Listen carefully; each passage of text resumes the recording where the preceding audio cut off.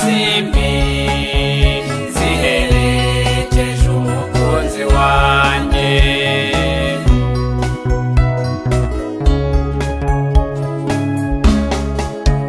Hariho abasore n'abakobwa bikundanira, urukundo rw'abari uburyarya rugamije kwinezereza.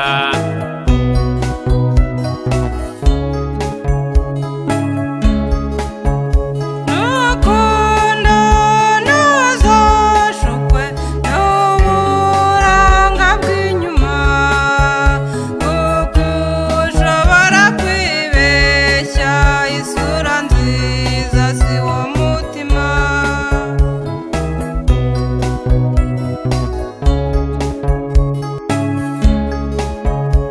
Nukunda ntuzavuge nguriya ni mubi inyuma, kuko ushobora kwibeshya ibanga riba mu mutima.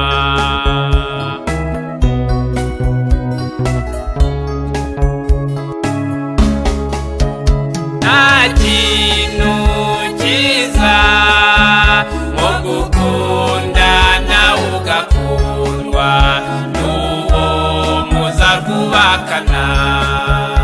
Ni nko kwibonera inyange ziza zisanga zitatse amasimbi ziherekeje umukunzi wanjye.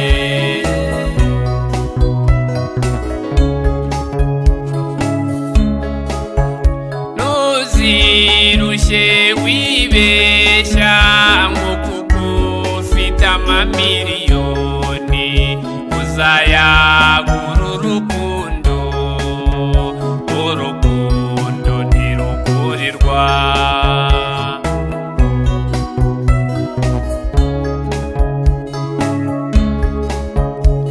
Urukundo ni ibanga riba mu mutima w'umuntu wiyemeje gukunda, rigahishurirwa uwamukunze.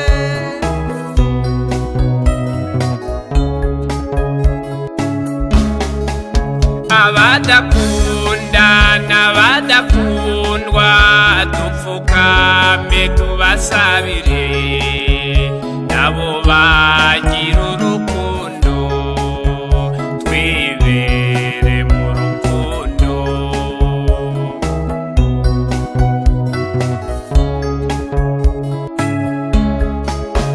Nta kintu cyiza nko gukunda nawe ugakundwa n'uwo muza kubakana.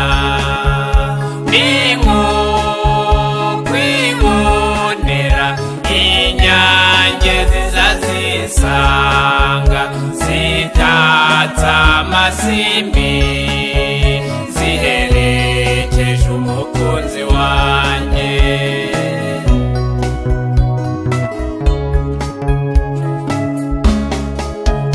Nta kintu cyiza nko gukunda nawe ugakundwa n'uwo muza kubakana. Ni nko kwibonera inyange ziza zisanga zitatse amasimbi